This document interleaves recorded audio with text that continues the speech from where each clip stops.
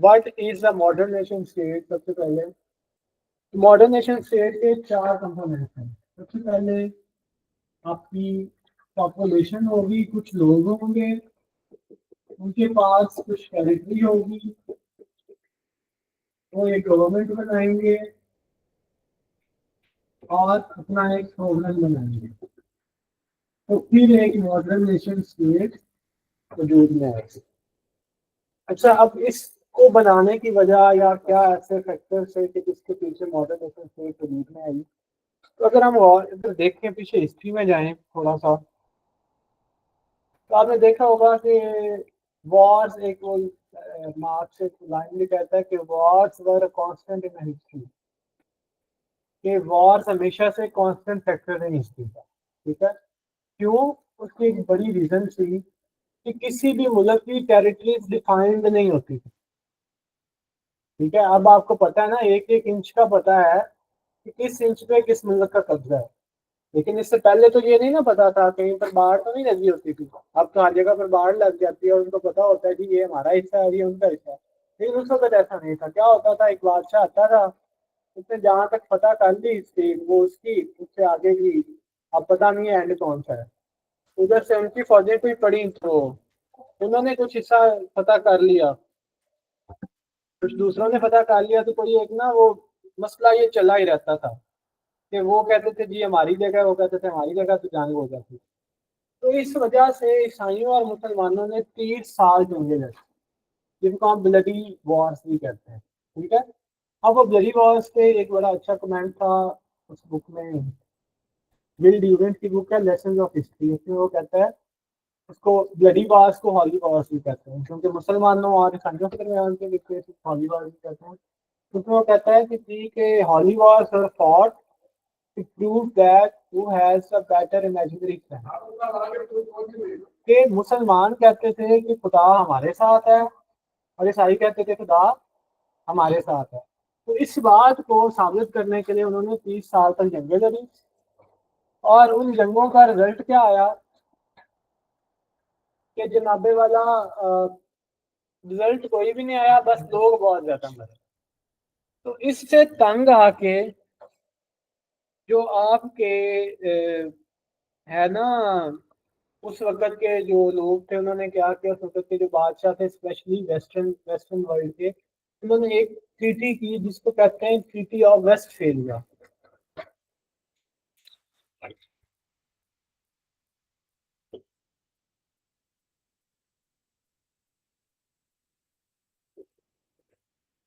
1648 में ये ट्रीटी हुई।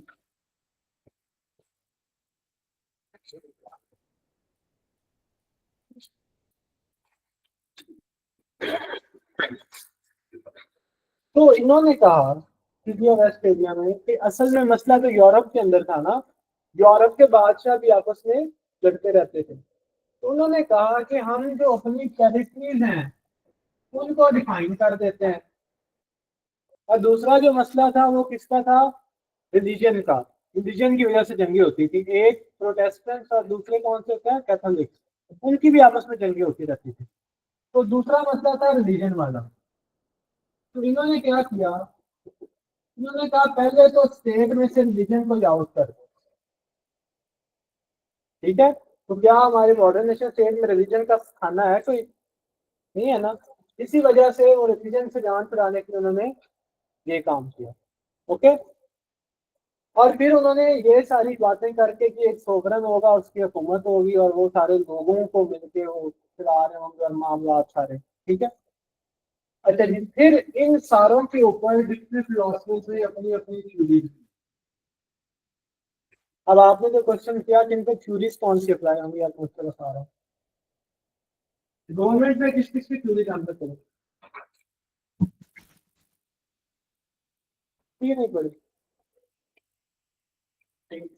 कौन सी बताए? थ्योरी पढ़ी है, कौन सी तो एक बता रहे।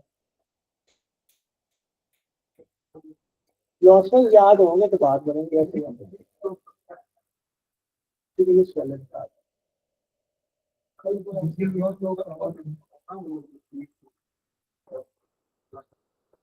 मैं अभी मॉडल की बात कर रहा हूँ। वो ठीक है, that is the theory of state. Okay, ideal state की थ्योरी मान लिया आगे। कौन सी दी थी? कैबनी ने क्या दी थी? एक स्ट्रॉन्ग स्टेट होनी चाहिए। और उसने क्या कहा था? किस टाइप ऑफ गवर्नमेंट क्या होगी? फिर आप कहते हैं थ्योरी नहीं आती। मैंने इसीलिए पहले आपको क्लॉस्टर पढ़ा के उधर ले गया था ताकि आपको ये चीजें भी याद रहे, वो इधर आएंगे तो चीजें लगेंगी। आपकी क्या थ्योरी थी? वो क्या कहता था किस तरह का रूलर होना चाहिए? हाँ जी, डिक्टेटर को नहीं कह रहा था कि होना डिक्टेटर चाहिए, लेकिन उसको क्या वो कह रहा था? सिंगल एंटिटी को कौन सी सिंगल एंटिटी होती है? कौन होता है सिंगल बंदा? उसको हाँ, डिवाइन किंगशिप। उसने किंगशिप को सपोर्ट किया। और किंगशिप को कौन सी टाइप ऑफ गवर्नमेंट कहते हैं? आपके मुंह से मैंने निकलवाना है, मैंने नहीं बोलना। 6 टाइप्स ऑफ गवर्नमेंट पढ़ी हमने अरिस्टोटल की। हाँ जी। तो गवर्नमेंट कौन सी होगी? मोनार्की वाली थ्योरी किसने दी गवर्नमेंट की? हॉब्स ने। अब सोवरेनिटी पे अगर आ जाए तो वैसे एक स्ट्रॉन्ग स्टेट की थ्योरी मैकेवली ने दी, यूटिलिटेरियन स्टेट की थ्योरी बेंथम ने दी। ऐसे ही है। अच्छा जी। और क्लास लेस स्टेट की या गवर्नमेंट लेस स्टेट की बात किसने की? मार्क्स ने की। तो ये सारी थ्योरीज हैं। सोवरेन पे आ जाए, कौन कौन सी सोवरेनिटी होनी चाहिए? एक एब्सोल्यूट सोवरेनिटी किसकी थ्योरी है? अभी तुमने बताया गया। हाँ जी। एब्सोल्यूट सोवरेन, पावरफुल सोवरेन किसने कहा था? हॉब्स ने। जेन में दौड़ा लिया करे ना सारे फिलोसफर्स को बारी बारी। तो स्ट्रॉन्ग एब्सोल्यूट सोवरेन हॉब्स का। पॉपुलर सोवरेन किसने कहा था? पॉपुलर जो उसमें पीपल सोवरेन होंगे। हाँ जी, लॉक ने और रूसो ने, दोनों ने पॉपुलर सोवरेनिटी की बात की। तो पॉपुलर सोवरेनिटी पे आपके वो दोनों फिलोसफर आ गए। अभी तो मैं आपको अपने सिलेबस से बाहर नहीं ले जा रहा, ठीक है ना? वैसे जेन बोल्टीन है, एक फिलोसफर है, उनकी थ्योरी थी सोवरेनिटी पे, ठीक है। लेकिन मैं तो आपको वो बता रहा हूँ जो आपने पढ़ा होगा है। फिर इन तीनों में इस्लामिक गवर्नमेंट क्या होती है वो भी आपने पढ़ा, इस्लामिक सोवरेनिटी क्या होती है वो भी आपने पढ़ा, ठीक है। हमने जो पढ़े हम उसी को उसको यूटिलाइज कर रहे हैं।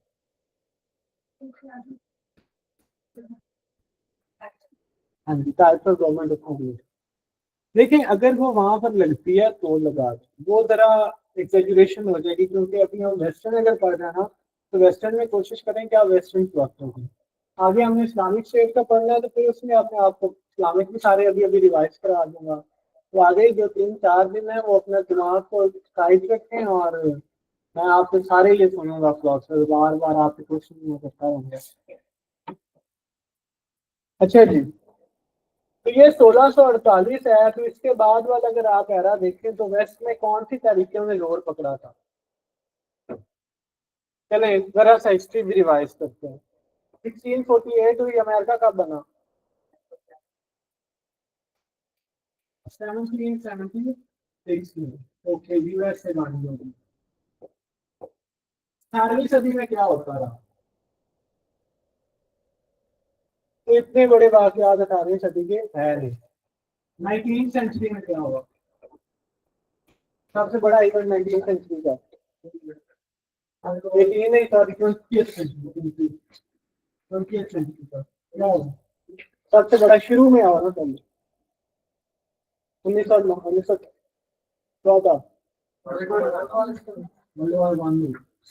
किस बेसिस पे हुई? इन दोनों की बेसिस क्या थी?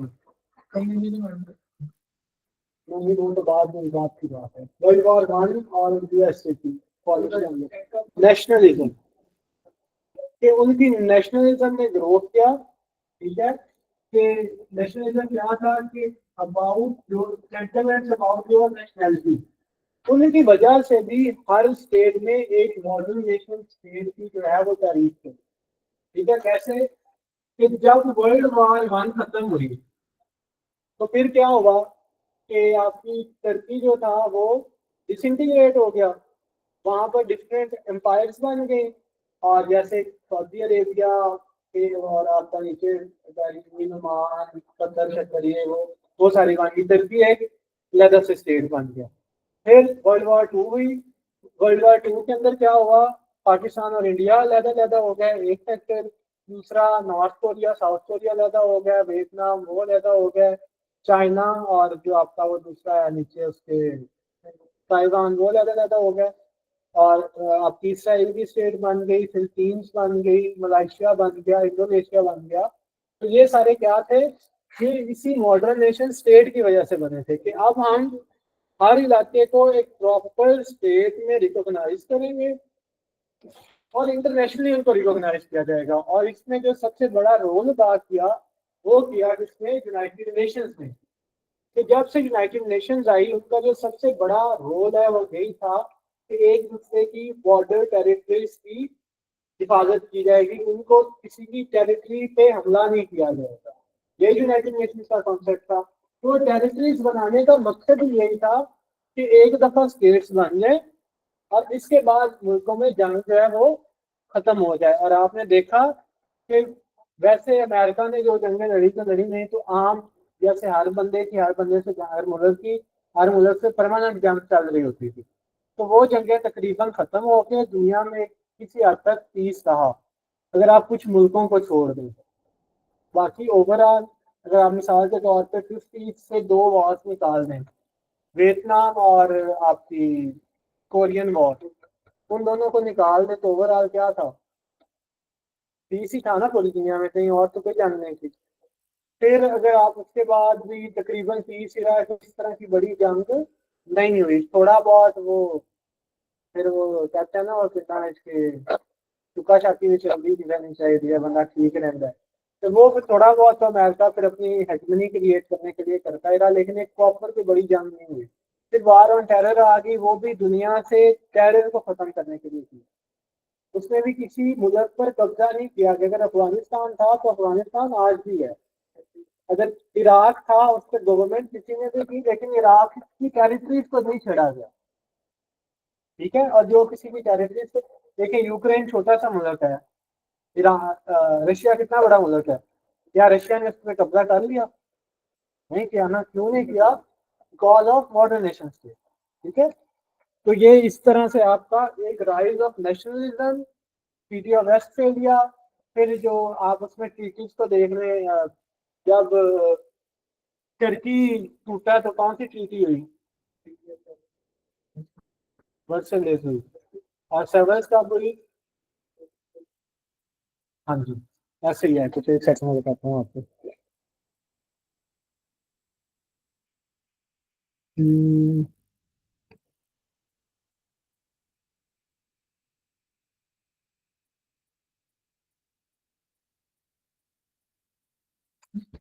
अच्छा इसको देख लीजिएगा, एक ट्रीटी ऑफ वर्सेलिस है, एक ट्रीटी ऑफ स्वेयर्स है, और तीसरी कौन सी है? Treaty of Westphalia. तो ये हो गई है 1648 में। एक हुई थी टर्की के टूटने पे, ठीक है, उसके बाद से डिफरेंट मॉडर्न नेशन स्टेट्स बन गए।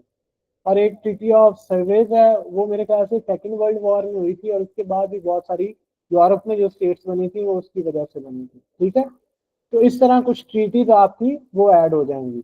फिर अगर आप एक देखें, एक और थ्योरीज को आप देखें, तो हमने उस दिन कौन सी पढ़ी थी? मॉडर्नाइजेशन थ्योरी पढ़ी थी ना? क्या है मॉडर्नाइजेशन थ्योरी? पढ़ी थी नहीं पढ़ी थी, मुझे बता दो, मुझे नहीं लगता मैंने पढ़ाई थी।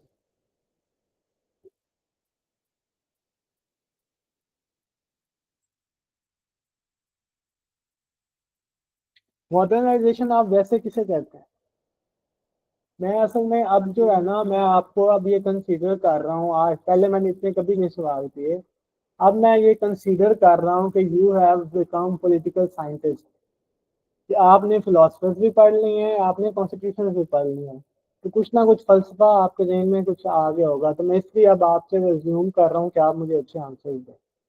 मॉडर्न आप किसको कहते हैं? कि मॉडर्न कौन होता है? मॉडर्नाइजेशन क्या है बेसिकली दुनिया में? कल्चरल मॉडिफिकेशन किस तरह से हुई? थ्रू? अच्छा, और कोई? और इन्वेंशन किससे हुई? इंडस्ट्रियलाइजेशन से। तो जब इंडस्ट्रियल रेवोल्यूशन आई, उसके बाद इंडस्ट्रियलाइजेशन की वजह से कल्चरल रिफॉर्म्स हुई। आप पंजाब का कल्चर 90s का देख लें और 90s से 2000 का देख लें कि 90s का पंजाब का कल्चर बिल्कुल बैकवर्ड था, क्योंकि टीवी वगैरह नहीं आया था। और जैसे ही टीवी आया तो आपके कपड़े बदलेगा सारे के सारे। फर्स्ट ऑफ ऑल, पहले सलवार कमीज थी, पैंट शर्ट वाला कोई रिवाज नहीं था। फिर सारों ने क्या शुरू कर दी? पैंट शर्ट पहनना शुरू कर दी। तो सिर्फ इंडस्ट्रियलाइजेशन की वजह से, आपका टेक्नोलॉजी की वजह से, टेक्नोलॉजी और इंडस्ट्रियलाइजेशन ये दो कैटलिस्ट है जिन्होंने मॉडर्नाइजेशन में अपना रोल अदा किया। तो उनकी वजह से आपके जो माशरे में क्या हुई? मॉडर्नाइजेशन हुई और आपका कल्चर चेंज हुआ। तो जब आपका मॉडर्नाइजेशन किसी भी या इंडस्ट्रियल चेंजेस आते हैं किसी भी माशरे में, तो उसमें क्या हो जाता है जी कि this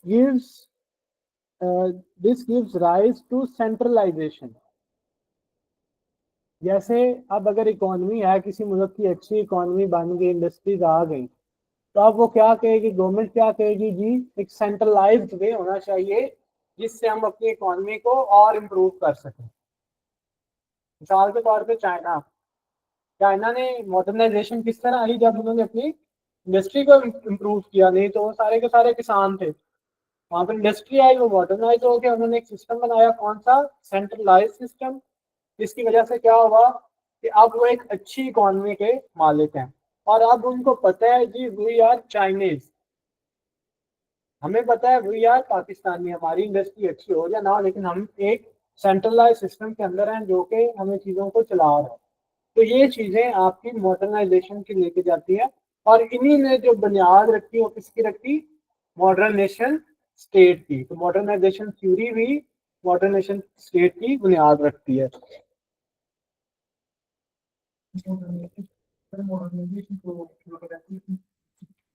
in the sense globalisation basically, अब देखिए मैं आपको बताता हूँ, उस दिन भी हम थ्योरीज पढ़ रहे थे ना, उन थ्योरीज में एक एक चीज का तो थोड़ा थोड़ा फर्क आ रहा है।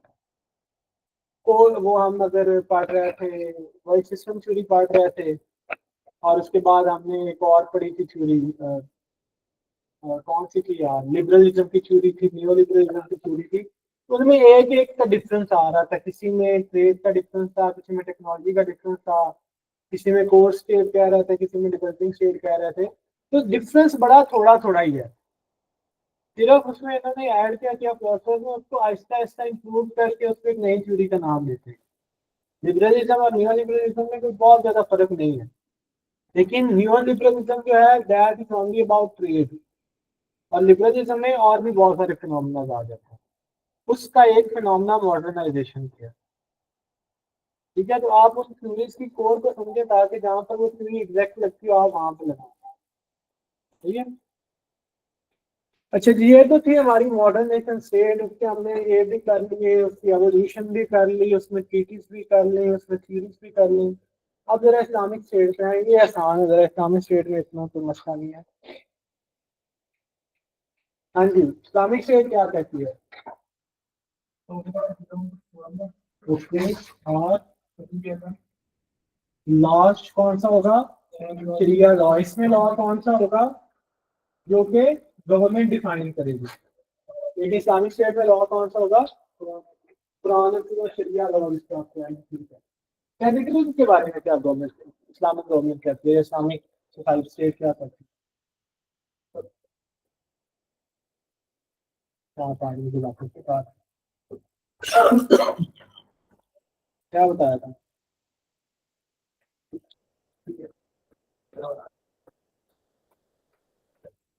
ठीक है, मतलब कि कोई डिफाइंड टेरिटरी नहीं है। क्या कहते हैं उम्मा का कॉन्सेप्ट? क्या है इकबाल का? मैंने बड़ा अच्छा इकबाल पढ़ाया है। नील के साहिल से ताब खा के काश के। बॉर्डर्स नहीं है मुस्लिम वर्ल्ड में, बॉर्डर्स नहीं होते। ठीक है। वो कहते हैं जी कि अगर टर्किश गवर्नमेंट थी तो मुसलमान भी उसी का हिस्सा थे, चाहे हम माने या ना माने, लेकिन हम उसी के अंडर है, तो हमारी कोई बाउंड्री नहीं होगी। इसी तरह वो उनका बड़ा खुला हिसाब ही था। तो खलीफा के अंदर जो भी हैं वो इस्लामिक स्टेट का हिस्सा। उस वक्त ये वाला कॉन्सेप्ट नहीं था कि कोई अगर एक इस्लामिक स्टेट है, वहां पर आबादी ज्यादा मुसलमानों की है, तो वो एक इस्लामिक स्टेट ही है। वो किसके अंदर आएगी? कैलिफ के अंदर आएगी। और कैलिफ के अंदर वहां पर उस स्टेट के एडमिनिस्ट्रेशन के लिए कोई एक आध कोई सुल्तान वगैरह या अमीर वगैरह, या जिस तरह हर फिलोसफर ने अपना अपना नाम दिया, कोई रईस कह रहा था, कोई अमीर कह रहा था, कोई कुछ कह रहा था। तो वो अपने उस इलाके की गवर्नेंस के लिए वो लोग आएंगे, कैलिफ ऊपर एक ही रहेगा। ठीक है। अच्छा, जुम्मा का कॉन्सेप्ट भी हो गया। और रोल ऑफ मुस्लिम रूलर आप लोगों को पता है क्या होता है? Role of Muslim ruler, duties of Muslim ruler क्या है? ड्यूटीज ऑफ इमाम क्या है? अल्लाह को जवाब भी होगा। इंसाफ, जस्टिस, इन्फोर्समेंट, इंश्योर्स जस्टिस। और हाँ जी, इस्लामिक लॉज की इम्प्लीमेंटेशन करेगा। और सोशल वेलफेयर, फार साइटेडनेस होगी, और वो सारी चीजें। अब ये उसकी क्वालिटीज की तरफ आप जा रहे हैं। अब सवाल क्या है उसकी? उसकी ड्यूटीज क्या है? वो करेगा क्या? इन्फोर्समेंट ऑफ जस्टिस करेगा, सोशल वेलफेयर करेगा। ये उसकी ड्यूटीज हैं, वो है उसकी क्वालिटीज, फार साइटेडनेस की क्वालिटी है। ठीक है। तो इस्लामिक गवर्नेंस, जो इस्लामिक गवर्नेंस होगी वो उसकी बेसिस क्या होगी? Again Islamic law, social welfare, institution, Islamic institution जिसमें ज़कात का इंस्टीट्यूशन बड़ा इंपॉर्टेंट है। ठीक है। बैतुल माल का इंस्टीट्यूशन इंपॉर्टेंट है, और सारे वो वाले इंस्टीट्यूशन। बेसिस आपकी उसके पे होगी क्या उसको कहते हैं, इक्विटी की बेस है। अब एक डिफरेंस समझेगा, बताएंगे इसमें difference.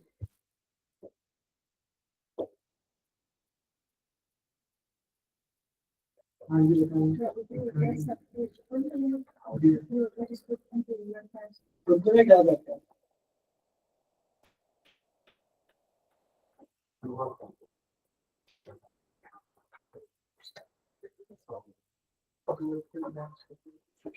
Equity, everyone according to his needs. लेकिन इक्वालिटी में सारों को बराबर, इक्वल।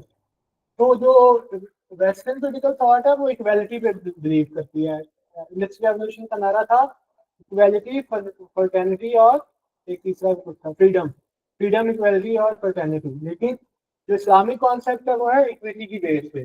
जिसको जितना चाहिए उसको उतना मिलना चाहिए। एक घर में 5 बंदे हैं और एक घर में 10 बंदे हैं, और दोनों घरों को बराबर कहेंगे तो बात तो ना बनी। जिसकी जितनी नीड है उसको इतना दिया जाए। इस्लाम का ये कॉन्सेप्ट है इक्विटी का।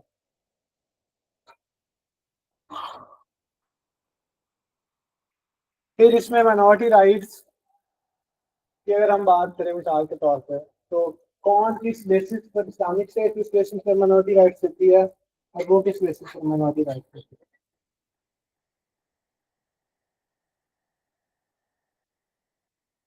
हमारी स्टेट में माइनॉरिटी राइट्स किन बेसिस पर दिए गए हैं, या कौन सी ऐसी चीज है जो माइनॉरिटी राइट्स देती है? पाकिस्तान में शरिया देता है। हाँ जी, वेस्टर्न जो कॉन्सेप्ट है उसमें कॉन्स्टिट्यूशनल राइट्स हैं। माइनॉरिटी को या पीपल को कॉन्स्टिट्यूशनल राइट्स हैं। लेकिन इस्लामिक में कॉन्स्टिट्यूशनल राइट नहीं है, उसमें रिलीजियस राइट्स हैं। कि माइनॉरिटी को आपका रिलीजन ये कहता है कि उनको उनके राइट्स है। ठीक है। तो उसमें डिवाइन राइट्स भी उनको दिए गए हैं कि जो अल्लाह ताला की तरफ से आए हैं, या कुरान कुरान और सुन्नाह की तरफ से आए हैं, उनको वो राइट्स दिए गए। वहां पर कॉन्स्टिट्यूशनल राइट्स का कॉन्सेप्ट है, वहां पर थ्रू रिलीजन उनको राइट्स दिए गए। ठीक है। उनका वो हक बनता है राइट्स का। ठीक है।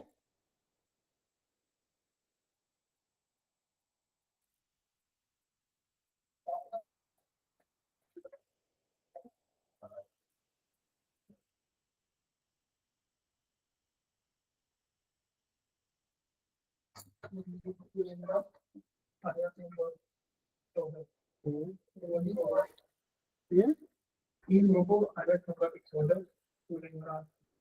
हाँ, माइनॉरिटी राइट्स कौन से आपको भी हवाला देगा। अच्छा जी, इसके बाद ये आपका चैप्टर 1 था जिसमें हमने ये डिबेट की। चैप्टर 2 में अगर आए तो चैप्टर 2 में पॉलिटिकल कॉन्सेप्ट्स हैं वेस्टर्न और इस्लामिक, हमने थोड़े थोड़े डिस्कस कर लिए हैं, थोड़े थोड़े और भी डिस्कस कर लेते हैं। पहला कॉन्सेप्ट है सोवरेनिटी का। सोवरेनिटी क्या होती है? जी जी, हाँ जी, ठीक है। अब अच्छा, इस पे अब ना वेस्ट में भी इस पे थोड़ा सा आ गया है। अमर बिन मारूफ कौन करेगा? क्या लोग नहीं कर सकते? इस्लाम में कर सकते हैं? नहीं इस पे अच्छा, मेरे इस पे अभी कोई ज़हन में नहीं है, आप लोग इसमें जरा शेयर करें। अमर बिल मारूफ कौन करेगा? लोगों की तरफ से भी होगा और गवर्नमेंट की तरफ से भी होगा। वेस्ट में क्या है? अब वेस्ट भी इस तरफ आ रहा है। आपको मैंने एक कॉन्सेप्ट बताया था कम्युनिटी पॉलिसिंग का। कम्युनिटी पॉलिसिंग क्या होती है? कम्युनिटी पॉलिसिंग ये होती है कि सिर्फ पुलिस का काम नहीं है अपने इलाके की हिफाजत करना, लोगों का काम भी अपने इलाके की हिफाजत करना। अमर बिल मारूफ वही है कि नेकी का हुक्म और बुराई से रोकना। तो वो जो कम्युनिटी पॉलिसिंग हो रही है, अगर कोई बच्चा कुछ गलत कर रहा है तो लोगों का काम भी है उसको रोकना, या कहीं पर जुर्म हो रहा है तो लोगों का काम भी है उसको रोकें। तो वेस्ट भी अब अमर बिल मारूफ को नहीं की तरफ आ रहा है। पहले वहां पर सिर्फ जो है वो स्टेट कंट्रोल कॉन्सेप्ट है, लेकिन यहाँ पर स्टेट के साथ कम्युनिटी का भी रोल है। जो खानदान है, that is an important factor in that is the basic unit of Muslim state. लेकिन the family system is not the basis of आपकी वेस्टर्न स्टेट। वहां पर खानदान का कोई रोल नहीं है। अगर वो कोई रखना चाहे तो रखे, नहीं रखना चाहे तो ना रखे। लेकिन इस्लाम में प्रोटेक्शन ऑफ फैमिली, पाकिस्तान का कॉन्स्टिट्यूशन कहता है, article if I am not wrong 32 या 33 है, उसमें कहते हैं जी प्रोटेक्शन ऑफ फैमिली, कि आपने फैमिली का जो इंस्टीट्यूशन है उसको भी प्रोटेक्ट करना है। ये इस्लामिक वे ऑफ लाइफ है। ठीक है, आप ये नहीं कह सकते कि आप लिविंग्स में रहें या जो मर्जी करें। इस्लाम में ये नहीं होगा, इस्लामिक स्टेट में ये नहीं होगा, सेकुलर स्टेट में ये हो सकता है, जैसे कि इंडिया में। तो ये भी एक इसमें कॉन्सेप्ट है। खैर, सोवरेनिटी को कोई डिफाइन कर दे। 32 33 में होगा प्रोटेक्शन ऑफ फैमिली। कॉन्स्टिट्यूशन को निकाल के देखें, वहां पे मिलेगा, आपको नहीं लिखा होगा।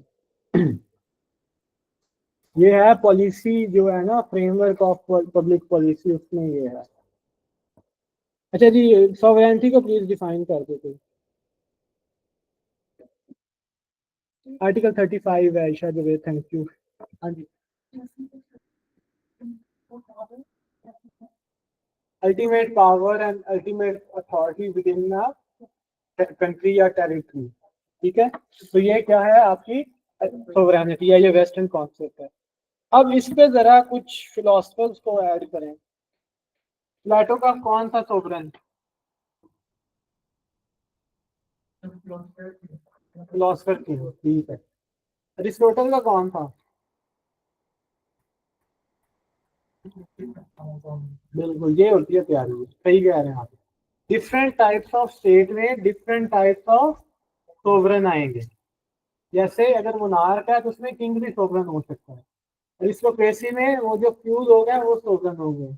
अगर डेमोक्रेसी है तो उसमें पॉपुलर सोवरेनिटी आ गई। ठीक है, तो अरिस्टोटल ने किसी भी एक फॉर्म ऑफ गवर्नमेंट को नहीं माना। उसने ये कहा कि जो भी उस जमाने में उस इलाके में जो बेस्ट फॉर्म ऑफ गवर्नमेंट वहां पर अच्छी अप्लाई हो जाएगी, वही बेस्ट फॉर्म ऑफ गवर्नमेंट होगी। ठीक है, तो वो उसने नहीं कहा। मैकेवली के लिए कौन था? प्रिंस नहीं था। दो ही चीजें थी, प्रिंस की दूसरी कौन सी थी मैकेवली में? स्टेट। स्टेट मैकेवली स्टेट को सोवरेन मानता है। और अभी अभी बात क्या रहा, किंगशिप को एब्सोल्यूट मोनार्की उसको बात करता है। लॉ का दोस्तों,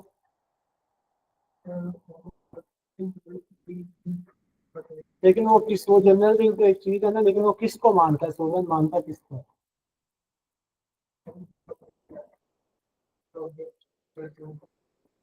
कौन? लॉ किसको मानता है, बता दिया मैंने। अच्छा, यूएस में कौन है सोवरेन? पीपल है। तो लॉक की थ्योरी की वजह से ही इंडिपेंडेंस ऑफ डिक्लेरेशन जो होता है यूएस वाला वो साइन हुआ था, लॉक की थ्योरी की वजह। इस वजह से मैंने कहा था we the people of United States of America in order to establish justice equality and equity जो भी है establish this state, we the people mean sovereign. तो लॉक ने सोवरेन की बात की थी, पीपल सोवरेन की, ठीक है। कौन सी क्या चीज?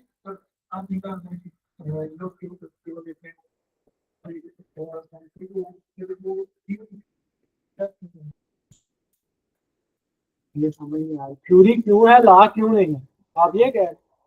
देखें मार्क्स ने जो थ्योरी दी थी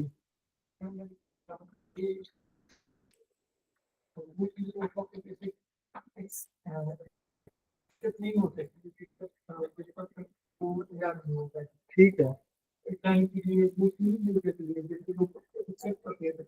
वो लॉ बन जाती है। अब मैं इस पे एक आपको बता देता हूँ, लॉ ने सिर्फ कहा था कि पॉपुलर सोवरेनिटी होनी चाहिए, वो इतना कह के खामोश हो गया। अब उसका काम ये नहीं था कि वो पॉपुलर सोवरेनिटी को इन्फोर्स करता। अब अगर लोगों को उसका आइडिया अच्छा लग रहा है तो लोग काम कर लें, पीपल सोवरेनिटी ले आए। लेकिन उसकी बात लोगों को इतनी अच्छी लगी कि लोगों ने क्या किया, अमेरिकन लोगों ने ब्रिटिशर्स के खिलाफ बगावत कर दी। अमेरिका पहले ब्रिटानिया की एक कॉलोनी हुआ करता था, अगर आपको पता हो तो उन्होंने वहां पर उनकी बातें जो मानना है वो खत्म कर दी। उन्होंने उधर अटैक्स करना शुरू कर दिए उनपे। बहुत ज्यादा उसमें फेमस इंसिडेंट्स हैं। एक उसमें बोस्टन की पार्टी है कि वो जो टी लेके आए थे उन्होंने वो सारी टी समुंदर में उसकी चाय बना दी थी, ठीक है। उसको कहते हैं बोस्टन की पार्टी। इस तरह काफी उसमें इंसिडेंट्स हैं। तो वो उस थ्योरी से इंस्पायर होके अमेरिकन लोगों ने अपना एक मुल्क बना दिया, जिसमें उन्होंने कहा कि जी लॉक सही कहता था, लोग the people are the true ruler of this area. जो लोग हैं वो, हम पर कोई ऊपर से आके सोवरन नहीं बनेगा। किंग किसी और जगह पर बैठा है वो हमारा सोवरन नहीं होगा। इसी की मिसाल में बरतानिया में आप, पाकिस्तान में आपको दिख दूं तो इकबाल ने एक थ्योरी दी थी क्या, कि एक अलहदा से मुल्क होना चाहिए, सेपरेट होमलैंड की थ्योरी। अब वो लॉ नहीं बना लेकिन वो थ्योरी की बेसिस पे हमने एक नया मुल्क हासिल कर दिया। तो लाजमी नहीं कि थ्योरी लॉ भी होगी, थ्योरी थ्योरी भी रह सकती है। तो वो भी एक तरह से लॉ ही है। अगर कॉन्स्टिट्यूशन ने कह दिया पीपल वी द पीपल, ये लॉ भी बन गया, कॉन्स्टिट्यूशन इज अ लॉ। वो थ्योरी लॉ बन गई आपके मुताबिक, अगर आपके हिसाब से बात करें तो देखिए सोवरेनिटी हर फिलोसफर के मुताबिक डिफरेंट है। इस्लाम तो में सोवरेनिटी का कॉन्सेप्ट देखें तो हम किस बारे में बात करते हैं, सोवरेनिटी ऑफ डिवाइन राइट्स या अल्लाह ताला की सोवरेनिटी की बात करते हैं। और रूलर कौन होता है, वो अल्लाह का साया, या he is the custodian of that power, accountable to अल्लाह almighty and the people both, ठीक है। अच्छा जी, आप इसमें अब अच्छा इस क्वेश्चन को वहां पर टैकल करना is the most important thing. तो व्हाट क्वेश्चन आ जाता है, what do you know about the sovereignty in western political thought. तो आप क्या लिखें, डेफिनेशन दें, पहले इंट्रोडक्शन लिखें। बातें सारी बातें पर वही होंगी, ultimate authority, ultimate authority, ultimate power, बातें वही होंगी। इंट्रोडक्शन, नेक्स्ट पे क्या आ जाएगा, टाइप्स ऑफ सोवरेनिटी। उसमें दे दे मैंने जितनी टाइप्स ऑफ सोवरेनिटी बताई हैं, absolute sovereignty, popular sovereignty, sovereignty of state, sovereignty of law, या जितनी भी आपकी पार्लियामेंट की सोवरेनिटी कहाँ पर है, यूके की, यूके के अंदर है सोवरेनिटी ऑफ पार्लियामेंट।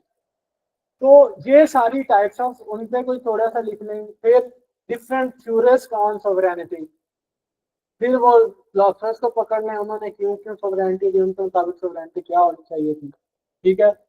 फिर उसके बाद नीचे आके एक और हेडर बना दें, करेक्टरिस्टिक्स ऑफ सोवरेनिटी। तो जो हॉब्स में जितनी करेक्टरिस्टिक्स दी थी, indivisible powers, ultimate authority, beyond law, beyond ये सारा वो चीजें, ठीक है। तो आगे उसके एट्रीब्यूट्स बना दें। तो इस तरह ये क्वेश्चन आपने खुद डिजाइन करना होता है। इस पे कोई भी आपको ये नहीं पढ़ा सकता कि ये पैटर्न, इसमें ये चीजें, जो सवाल आएगा उसको आप अपने हिसाब से डिजाइन करेंगे। अब मैंने आपको इसको डिफरेंट डायमेंशन से इसलिए बताया कि यही मेथड है उसको वहां पर हल करने का, इस क्वेश्चन को जैसा क्वेश्चन आएगा उसको उस हिसाब से हम यूज करें। ओके, जी अगर दोनों उन्होंने दोनों पूछे तो दोनों ऐड करेंगे, अगर एक पूछा है तो फिर भी दोनों ऐड करेंगे। मतलब अगर वो सिर्फ कहते सोवरेनिटी तो फिर सोवरेनिटी में आप दोनों कॉन्सेप्ट दे सकते हैं, लेकिन अगर वो कहते सिर्फ वेस्टर्न सोवरेनिटी तो फिर जरूरत नहीं।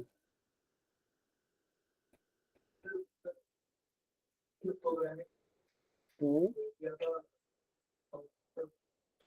हम्म। यार देखें, आपने झुकाव नहीं रखना, इस्लाम में आप क्या डिफाइन कर रहे हैं?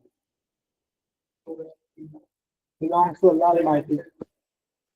हाँ, हाँ उसके प्रोसेस को लेकिन उन्होंने भी सेम ही बात किया है, सोवरेनिटी बिलोंग्स टू अल्लाह। उन्होंने भी इससे ज्यादा तो कुछ नहीं कहा किसी ने भी। सोवरेनिटी पे इस्लाम में कोई डिबेट है ही नहीं। सोवरेनिटी की डिबेट है वेस्टर्न पॉलिटिकल थॉट में, ठीक है। लेकिन जब आप उसके डिफरेंसेस करेंगे तो उसमें आप देखें, मिसाल के तौर पर आप लिखें, एक तरफ लिखें वेस्टर्न, एक तरफ लिखें इस्लामिक, तो सोर्स ऑफ सोवरेनिटी के हेडर दे। तो सोर्स ऑफ सोवरेनिटी वेस्ट में कौन है? डिफरेंट सोर्सेज हैं, ठीक है। और मुस्लिम में कौन सा है? अल्लाह। फिर नेक्स्ट है अथॉरिटी, जो है वेस्टर्न है उसमें authority can be divided in different branches of the state, ठीक है। लेकिन इस्लामिक में क्या है? The power will be in the hands of Allah Almighty. और जो रूलर है वो उसमें वो यूज करेगा उसको। legitimacy of rule derived from the consent of governed, social contract theory है ना। फिर वो सोवरेनिटी कौन दे रहा है उधर? लोग खुद ही दे रहे हैं किसी ना किसी। साल के तौर पर people sovereignty, people will be sovereign, ये किसने कहा? लोगों ने ही कहा। या आपका जो रूलर है ही विल बी सोवरन, किसने कहा? लोगों ने ही कहा। लेकिन हमारे लिए क्या है? हमारे लिए डिवाइन है देखिए, ठीक है? फिर इस तरह से कंसल्टेशन, तो सोवरेनिटी में, हमारी सोवरेनिटी में जो है कंसल्टेशन इंपॉर्टेंट है। चूड़ा का जो कॉन्सेप्ट है वो इम्पोर्टेंट है, लेकिन वहां पर सिस्टम ऑफ गवर्नमेंट पे डिपेंड करेगा। जैसे अगर मोनार्की है तो उसमें चूड़ा का कोई सिस्टम नहीं है, लेकिन अगर पार्लियामेंट है तो फिर वहां पर चूड़ा का कॉन्सेप्ट है भी। तो वहां पर डिपेंड कर रहा है। तो ये इस तरह से आप उसका कंपैरिजन भी बना सकते हैं। तो अब आपने क्या करना है, जाना है और कोशिश करनी है इंटरनेट पे इनको सर्च करने की कि सोवरेनिटी क्या है, उसकी डेफिनेशन, इस्लामिक कॉन्सेप्ट क्या है, वेस्टर्न कॉन्सेप्ट क्या है, उनके थ्योरिस्ट ढूंढ लेने हैं, हल्के हल्के नोट्स बना ले, ठीक है। और मैंने वैसे मैं भी आपको जो पढ़ा रहा था मैं वो अपनी बुक से ही पढ़ा रहा था। उस पर अभी फॉर्मेशन पे काम कर रहा है, उसकी फॉर्मेटिंग हो रही है। उम्मीद है कि इससे पहले पहले हम उसको पब्लिश करवा लेंगे, 15 में पब्लिश हो जाएगी। हाँ कोशिश करेंगे तब तक पब्लिश हो जाए। तो पब्लिश होगी तो फिर तो आपके भी मैं आपको दे नहीं सकता, क्योंकि यू नो प्राइवेसी रीजंस। तो जब वो हो जाएगी तो फिर इंशाल्लाह आपको वो दे देंगे। तो फिर उसकी में सारा कुछ जितने भी आपके मसले हैं ना, मैंने कोशिश की है कि हल हो जाए। हो जाएगा, कंटेंट वायरल।